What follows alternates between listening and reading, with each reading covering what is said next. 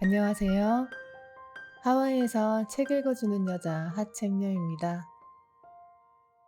오늘 제가 소개해드릴 책은 나는 왜 내가 제일 힘들까입니다. 지은이는 마크 골스톤과 필립 골드버그이며 출판사는 마인드빌딩입니다.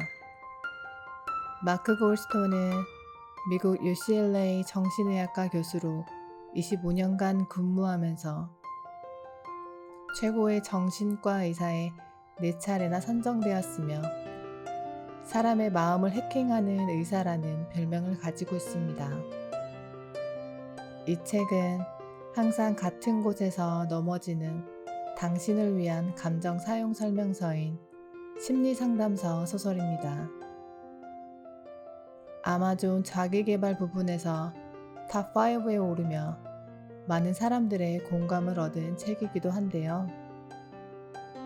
우리의 삶을 가로막는 가장 큰 장애물은 대부분 자기 스스로가 만들어낸 것으로 마음 다스림의 방법을 매일같이 실천한다면 마음의 상처를 딛고 잃어버린 자신감을 되찾을 수 있을 것이라고 말합니다.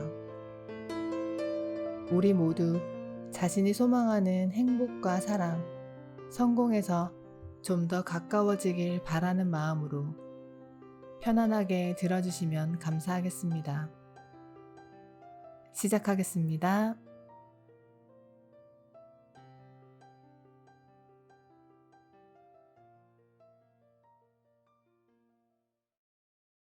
전혀 괜찮지 않은데도 괜찮은 척 연기해. 철물점 관리인인 좌는 시골에 사는 부모님이 곧 자신을 보러 온다고 말했습니다. 저는 그에게 부모님을 뵙고 싶느냐고 물었죠. 뭐 오시면 좋죠. 왠지 말에 힘이 없네요. 그게 두 분은 늘 말다툼을 하고 제가 하는 일에 반대부터해요. 하지만 이미 70대니까 살아계신 것만으로도 다행이죠. 저는 존에게 속마음을 털어놓게 했습니다.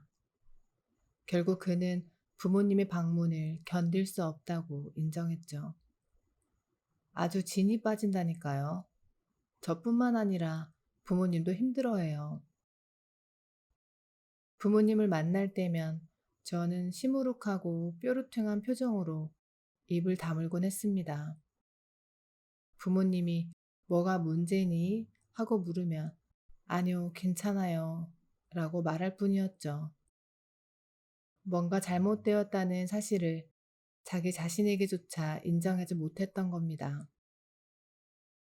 이런 식으로 문제를 부인하는 건 흔한 현상입니다.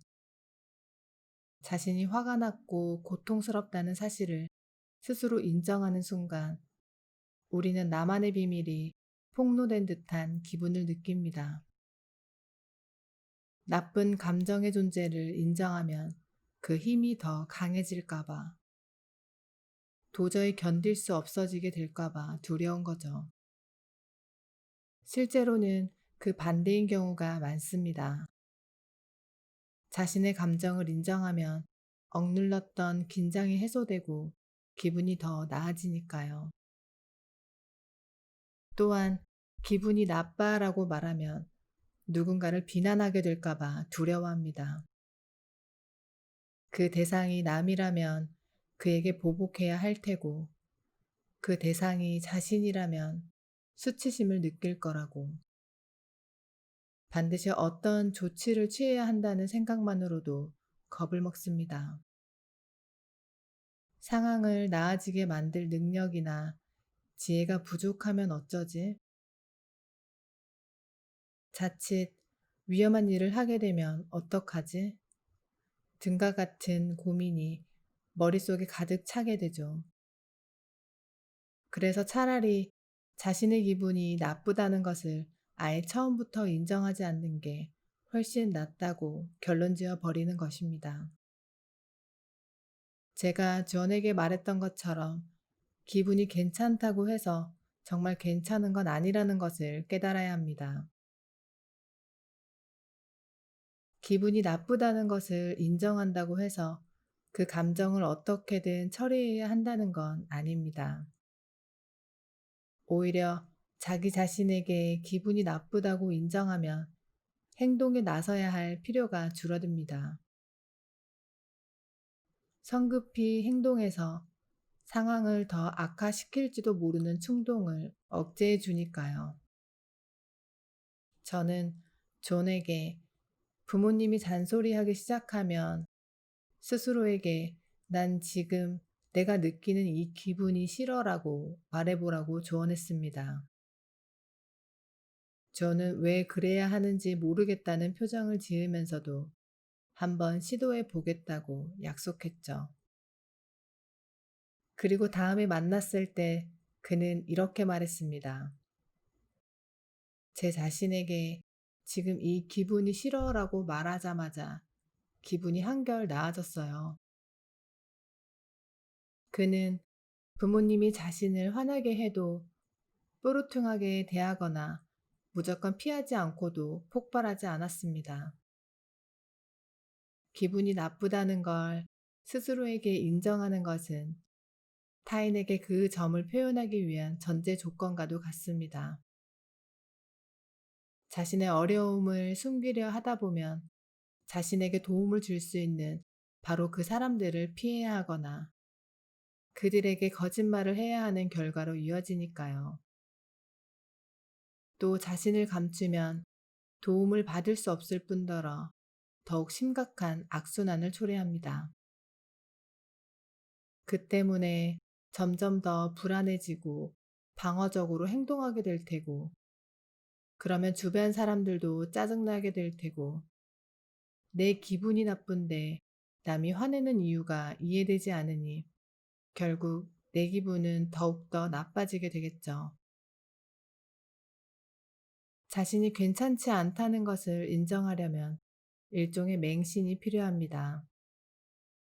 자신의 기분을 인정해서 잠깐 불편한 마음이 드는 편이 억압과 회피로 인한 장기적 피해보다 더 낫다는 걸 억지로라도 믿어야 합니다. 그럼으로써 실제로 상황이 더 나아질 때까지 버틸 수 있는 용기를 얻게 되니까요.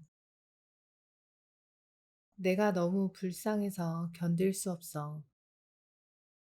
멜린다는 힘든 결혼 생활 중에도 어떻게든 버텨보려고 7년이나 애썼지만 남편은 결국 다른 여자에게로 떠나버렸습니다. 그로부터 5년이 흘렀지만 괴로움은 여전했죠. 저는 긍정적인 방향으로 이끌어 보려고 했지만 멜린다는 상담 시간의 대부분을 신세한탄에 써버리곤 했습니다. 자신의 한창 때를 어떻게 낭비하고 말았는지, 비전 없는 직장에서 왜 일하게 되었는지, 구구절절 늘어놓기만 했고, 마흔먹은 애엄마를 누가 좋아할 것이며, 괜찮은 남자들은 죄다 동성애자 아니면 기혼자들 뿐이라, 이제는 평생 혼자 살게 될 거라는 등등의 넋누리가 끝없이 이어졌죠. 멜린다는 항상 자신의 컵이 절반이나 비어 있다고 여기기에 그녀의 컵은 점점 더 말라가는 것처럼 보일 수밖에 없었습니다. 자신이 처한 상황에서는 결코 행복할 수 없다고 생각하면 결국 비참해질 수밖에 없죠. 그러다 저에 제한 두 가지를 따름으로써 겨우 상황을 반전시킬 수 있었습니다. 그중 첫 번째는 가정폭력 피해 여성들을 위한 쉼터에서 자원봉사를 하는 것이었죠. 거기서 그녀는 자신이 안고 있는 문제가 상대적으로 대단치 않다는 깨달음을 얻었습니다. 그리고 두 번째는 익명의 이혼자 모임에서 자신과 비슷한 상황을 극복한 여성들을 만나는 것이었습니다. 그 모임의 사람들은 그녀가 겪은 일들에 공감해 주었지만 스스로를 연민하는 듯한 태도는 참아주지 않았죠. 그들의 충고는 멜린다가 저와 주변에 결혼한 친구들에게 하듯이 당신 입장에서는 그렇게 말하는 게 쉽겠죠. 무시할 수 있는 게 아니었습니다. 자신의 신세를 한탄하며 자기 연민에 빠진 사람들을 점점 흔하게 볼 수 있습니다. 그런 사람들 중에는 멜린다처럼 버림받은 여성뿐 아니라 자녀를 갖지 못하는 불임 부부, 때만 잘 만났다면 성공했을 거라며 비통해하는 사람, 직장에서 쫓겨난 회사원도 있죠. 부모가 알코올 중독자이거나 아동 학대자인 경우, 무관심하거나 지나치게 방임하는 경우, 또는 제대로 된 롤모델이 되어주지 못했거나 갑자기 사망한 경우도 있고요. 이런 어린 시절의 상처가 원인인 경우 외에도 질병, 연인의 죽음, 재정적 어려움처럼 최근에 발생한 비극 때문에 자기 연민에 빠집니다. 혹은 바꿀 수 없는 개인적 특성 탓에, 예를 들어 뚱뚱해서, 못생겨서, 장애가 있어서 그렇게 되기도 하죠. 그 중에는 자기 연민이 아예 만성화된 사람도 있습니다. 상황이 바뀔 때마다 자신을 불쌍히 여길 새로운 변명거리를 찾아내는 사람들이죠. 이들은 입만 열면 무조건 만약 뭐뭐였으면 좋았을 텐데 라는 말로 시작하기 때문에 쉽게 알아볼 수 있습니다. 일시적으로는 자기를 연민하는 태도가 위로를 줄 수 있습니다. 동물들이 제 상처를 핥는 것처럼 고통을 덜어줍니다. 슬픔이나 두려움 등과 같은 더 쓰라린 감정에서 벗어나게 해주기도 하고요.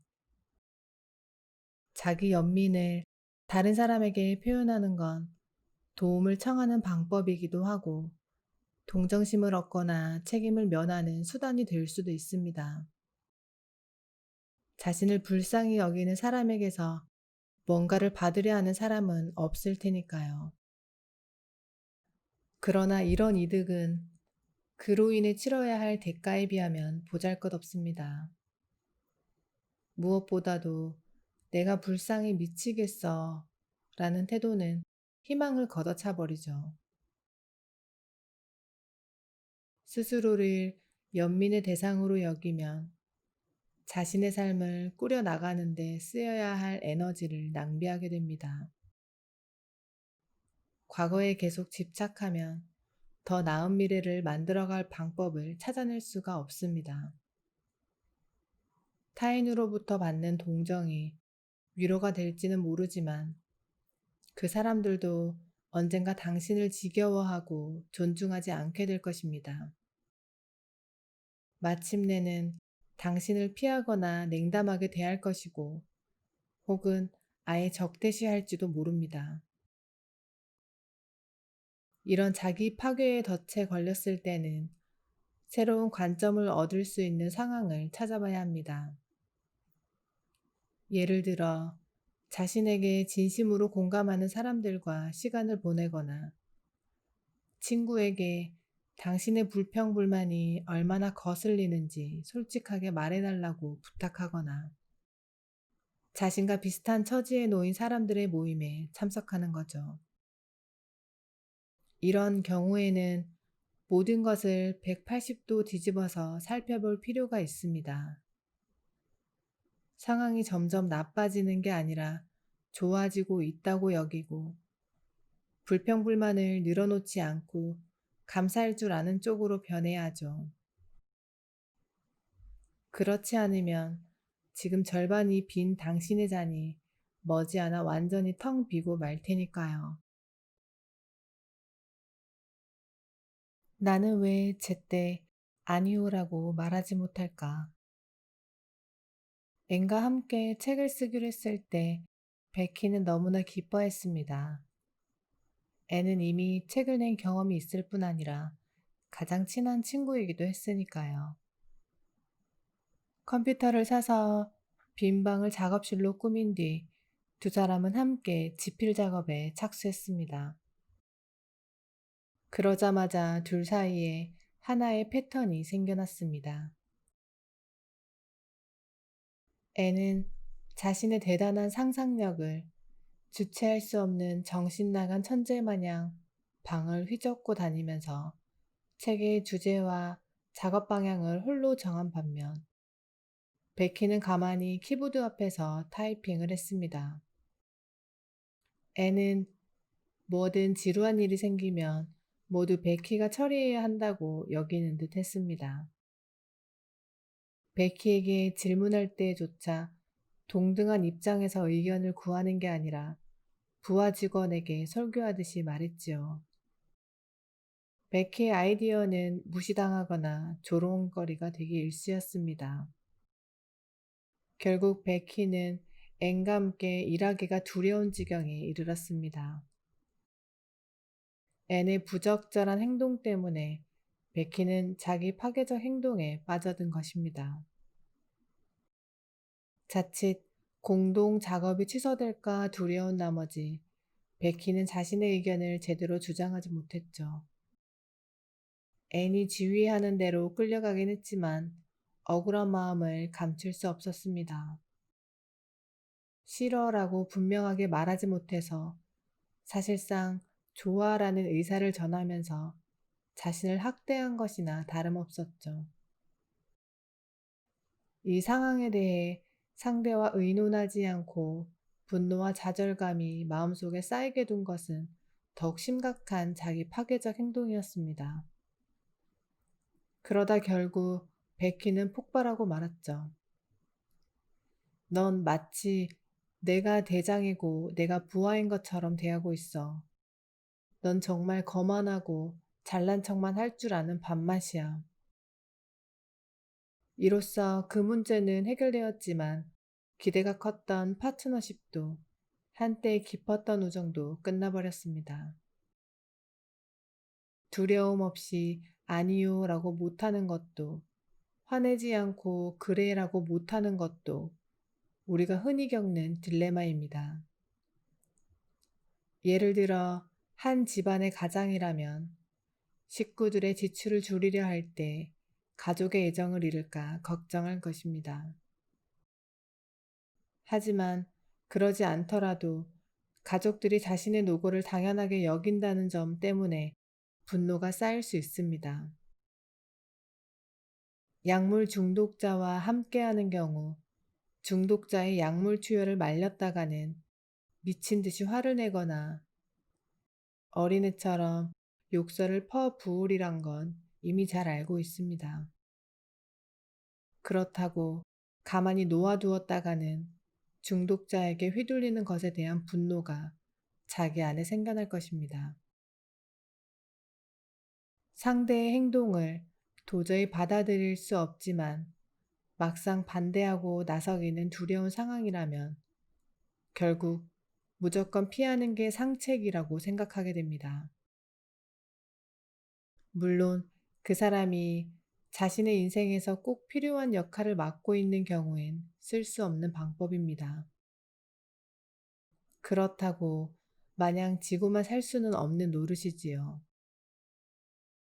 이런 상황에서 벗어나는 유일한 방법은 그냥 그만해 라고 맞서는 겁니다. 다만 타이밍이 정말 중요하다는 걸 잊지 말아야 합니다.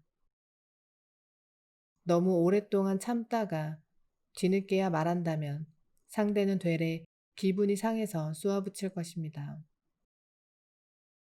그러니까 지금까지 그렇게 생각하고 있었단 말이지? 그럼 그렇게 겉과 속이 다를 수 있어?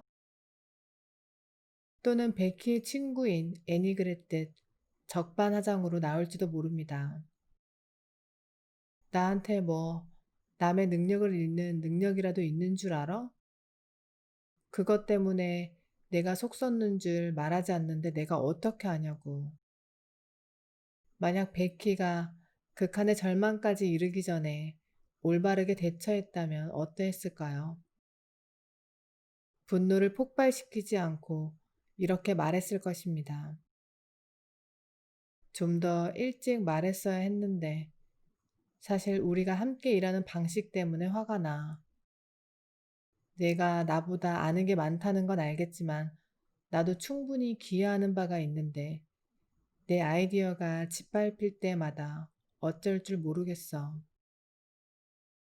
앞으로는 나를 진정한 파트너로 대해줬으면 좋겠어. 여기서 핵심은 절망의 경고 신호를 잘 감지하는 것입니다. 상대와 마주하기가 점점 불편해진다거나 자기만 협조적인 자세를 보인다는 생각이 들거나 지고 들어가는 자신이 겁쟁이처럼 느껴진다거나 하는 것 등이지요. 상대가 불공정하고 불합리하게 행동할 때 무조건 참아야 하는 건 아닙니다. 다만 이왕 참기로 결정했다면 적어도 당신이 호의를 베풀고 있으며 그 대가로 바라는 게 있다는 점을 상대에게 확실히 알려야 합니다. 좋은 인상을 주려고 진짜 나를 숨기곤 해.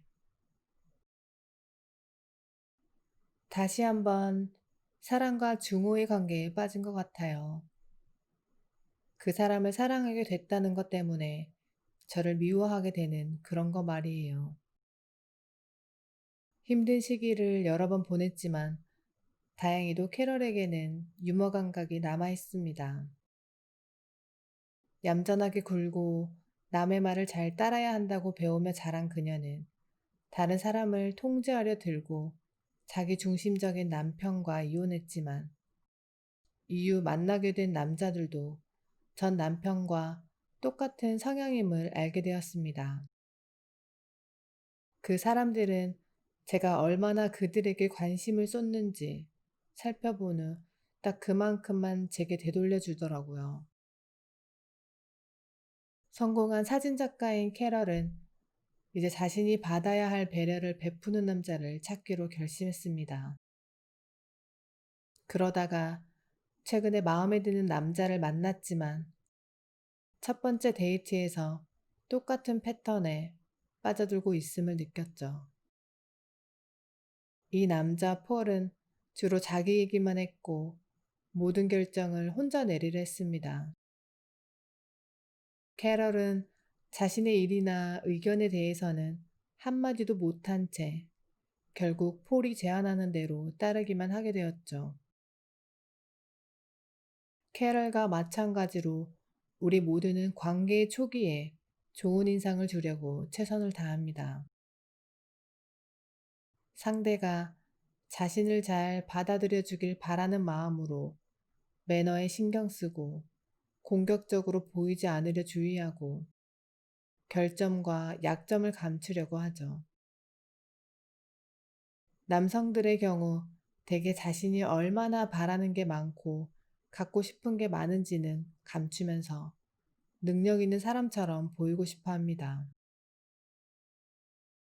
자신이 세심한 사람이라는 인상을 주려고 하면서도 상처받기 쉬운 내면까지 드러내지는 않으려고 하죠. 상처받기 쉽다는 걸 인정하면 자신이 약하다고 말하는 것과 다름없다고 생각하기 때문입니다. 한편 여성들은 남자들이 위협적으로 여길까봐 자신의 강점과 성취를 스스로 깎아내리는 경향이 있습니다.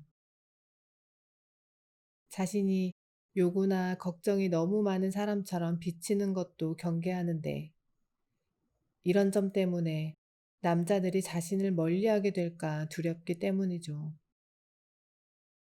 그래서 캐럴처럼 타인을 배려하고 순응하는 사람이 되기 위해 수고를 아끼지 않는 것입니다. 그러나 어떤 인간관계에서든 서로가 경계를 늦추게 되는 때는 오게 마련이죠. 숨겨진 결점, 요구사항과 불완전함이 드러나기 시작하는데 숨겨온 기간이 길수록 관계에 미치는 충격의 강도도 더 높습니다. 또 다른 진실하지 않은 태도가 종종 문제를 더 키우기도 합니다. 상대의 무심하고 상처를 주는 행동을 별말 없이 넘어가 주는 거죠. 그 사람에게 책임을 물었다가 자칫 자신이 바라는 게 많은 사람처럼 보일까. 그래서 그 사람이 자신을 멀리하게 되지 않을까 두려워하는 것입니다. 안타까운 일이지만 이렇게 자신의 마음을 솔직히 표현하지 않으면 용납할 수 없는 상대의 행동이 습관적으로 굳어져 버릴 수 있습니다. 그러면 분노가 점점 쌓이다가 언젠가 폭발하고 말겠죠. 결국에는 단순히 바라는 게 많은 정도가 아니라 거칠고 옹졸한 사람이 되어버리는 겁니다.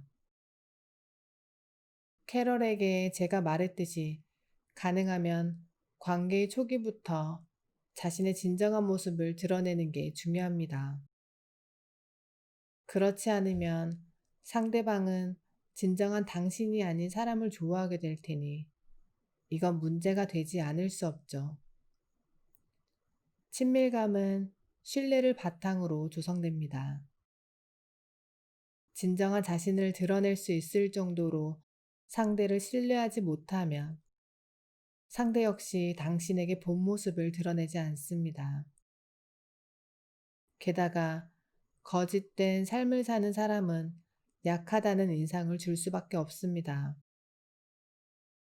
캐럴은 자신이 만나는 남자들을 기쁘게 해주려는 의도였겠지만 그들 모두 그녀를 존중하지 않았고 결과적으로 그녀 역시 그들을 존중하지 않은 셈이었죠.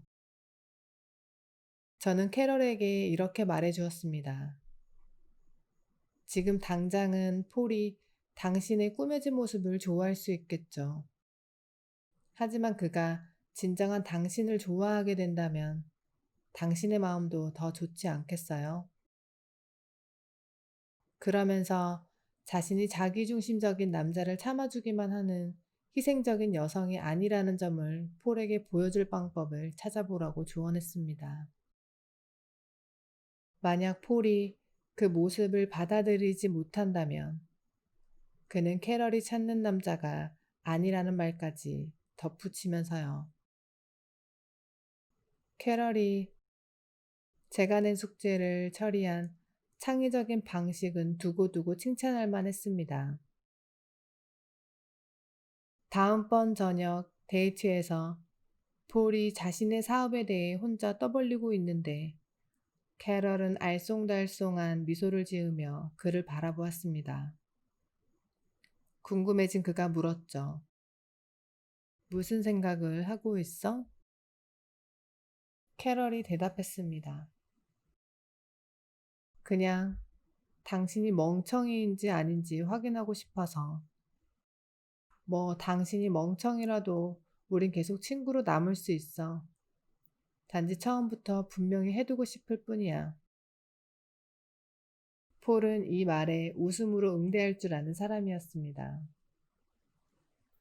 이런,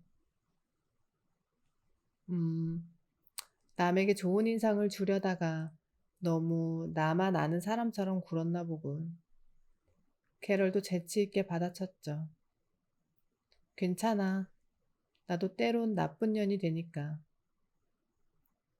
캐럴은 자신이 멍청이에게 고통받지 않을 만큼 자신감 있는 여성이라는 점을 보여줌으로써 폴의 존중뿐 아니라 호감까지도 얻어냈죠. 폴은 이렇게 말했습니다. 좋아. 그럼 지금부터가 정말 시작이네. 당신의 모든 걸 알고 싶어졌어.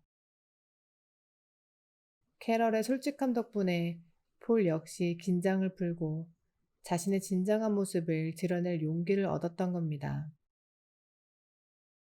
다음에 거짓된 모습을 드러내고 있는 자신을 발견하면 진정한 자신이 아닌 그 모습을 좋아하는 사람과 정말 함께하고 싶은지 스스로에게 물어보세요.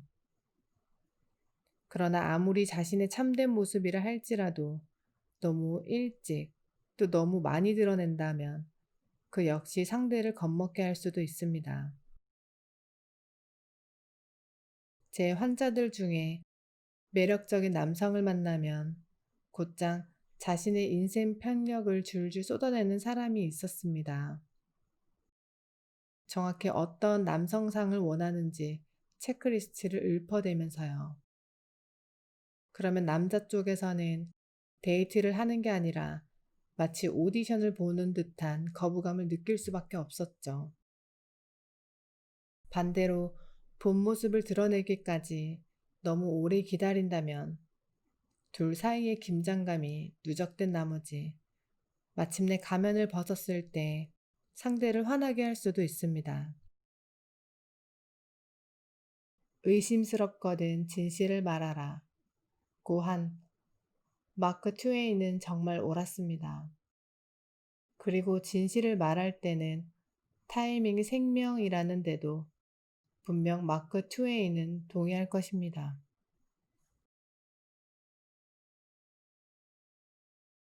꾸물거리다 일을 망치는 경우가 다반사. 500명을 대상으로 세미나가 진행되고 있을 때였습니다. 청중들에게 자기 자신에게 가장 해가 되는 행동 3가지 중 일을 미루는 습관을 가진 사람은 손을 들어보라고 요청했죠. 그랬더니 90%에 달하는 사람들이 손을 들더군요. 이렇듯 거의 모든 사람이 오늘 할 수 있는 일을 내일로 미룹니다.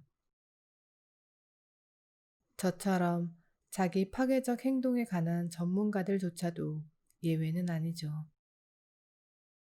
지난 몇 년간 언론에 오르내릴 때마다 사람들은 제게 당신은 꼭 쓰셔야 해요 라고 말했습니다. 그 말에 우쭐하기도 했지만 한편으론 겁도 났어요. 저도 그래야 한다는 걸 알고 있었습니다. 책을 쓰고 싶기도 했고 실제로 집필을 시작한 적도 있었습니다. 하지만 항상 일을 미루게 되는 변명거리가 생기더라고요. 스스로를 자책하지 않을 수가 없었어요. 자신의 게으름도 어쩌지 못하면서 어떻게 다른 사람들이 변하도록 도울 수 있겠어? 그러던 어느 날 마침내 무엇 때문에 제가 자꾸 일을 미루게 되는지 깨달았습니다. 저는 외로웠던 겁니다. 혼자서 오랫동안 집중해서 일해야 한다는 걸 생각만 해도 참을 수가 없었던 거죠. 무엇이 문제인지 깨닫자 해결 방법도 알 수 있었습니다. 파트너를 찾아서 함께 일하는 것이었죠. 그때부터 책을 쓰는 일이 즐거워졌고 순조롭게 진행되었습니다. 물론 사람들이 일을 미루고 질질 끄는 데는 여러 가지 이유가 있습니다. 자신에 대한 의심, 지루함, 실패에 대한 두려움, 아직 준비되지 않았다는 느낌 등등. 하지만 이런 감정을 가졌다고 반드시 일을 미루게 되는 건 아닙니다. 그보다 큰 문제는 대개 그런 어려움을 혼자 겪어야 하고 도와주거나 지지해주거나 격려해주는 사람이 없다는 사실이죠. 당신은 혹시 자신이 게으르다고, 겁쟁이라고, 자신감이 부족하다고 스스로를 탓할지 몰라도 넘어서야 할 진정한 장애물은 외로움인 것입니다. 특히 혼자서 해야 하는 일을 미루는 경우라면 더더욱 그러합니다. 이 문제는 보통 어린 시절과 연관되어 있습니다. 예를 들어 처음으로 걸음마를 시작했을 때 아이는 자기 발로 걸을 수 있다는 흥분과 미지의 세계에 대한 두려움 사이를 왔다 갔다 합니다. 흥분 상태이면 아무도 필요하지 않지만 두려움을 느끼기 시작하면 아이는 엄마나 아빠를 뒤돌아보면서 자신이 안전하고 혼자 걸을 수 있다는 확신을 느끼려고 합니다. 이때 괜찮아, 무서워하지 마, 할 수 있어 라는 말을 들으면 아이는 다시 밖으로 발을 내디딜 수 있습니다. 그러나 뒤를 돌아보았는데도 부모로부터 그런 격려의 말을 듣지 못하면 아이는 넘어져서 다시 기어다니게 됩니다. 아이 혼자서는 걸을 수 있는 마음가짐을 갖추지 못하는 거죠. 아이가 맞닥뜨리는 다른 어려운 일에서도 마찬가지입니다. 곁에서 위안을 주고 지지해주는 어른이 없으면 아이는 도전을 홀로 치러야 하는 고통으로 여기고 말겠지요. 어른으로부터 격려와 지도, 확신을 받고 자란 아이는 어른에 상응하는 가치들, 즉 확신과 상식, 탄력성을 갖춘 사람으로 성장하고 힘든 일이 생기면 그에 의지할 수 있습니다. 반면 혼자서 문제를 해결해야 하는 상황이 상처와 두려움의 기억을 자극한다면 이런 아이는 어른이 되어서도 이를 미루게 될 가능성이 높습니다. 따라서 외로움 때문에 생기는 꾸물거림을 극복하는 열쇠는 다른 사람들로부터 지지와 도움을 받는 것입니다. 이를 자주 미루는 사람이라도 다른 사람들과 함께하면 적극적으로 변할 수 있습니다. 사람들이 함께 조깅할 사람을 구하고 스터디 그룹을 만들고 협력할 사람을 찾는 이유가 바로 이 때문인 거죠. 알코올 중독자 치료협회 같은 단체가 회원들 간의 후원자를 두도록 하는 이유도 마찬가지입니다. 만약 종일 함께할 동료가 없다면 이를 미루지 않으려는 당신의 노력에 도움을 줄 수 있는 사람을 찾아봐야 합니다. 저의 경우 박사학위 논문을 3년째 미뤄온 여성에게 그런 역할을 해준 적이 있습니다. 매일 아침 9시에 전화를 걸어 이렇게 물었죠. 책상 앞에 앉았나요? 이제 뭘 할 거죠? 그 일을 마치고 난 다음에는 무얼 할 건가요? 그리고 그녀에게 1시간마다 제게 전화를 걸어서 진행 상황을 알려달라고 했습니다.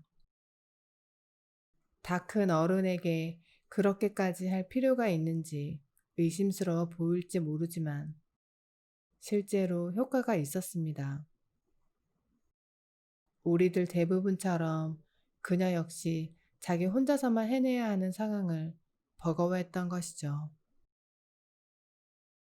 함께 일할 수 있는 사람이나 모니터링을 해줄 수 있는 사람을 구하지 못한다면 당신은 아끼는 부모님이나 친구, 선생님을 머릿속에 떠올려 보세요.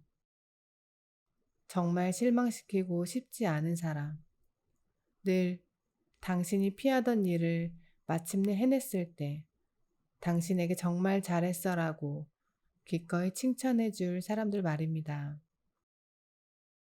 비록 상상 속일지라도 다른 사람으로부터 격려와 지지를 받는다면 미뤄두기만 했던 일을 해낼 수 있을 테니까요. 오늘은 여기까지 읽어드리도록 하겠습니다. 감사합니다.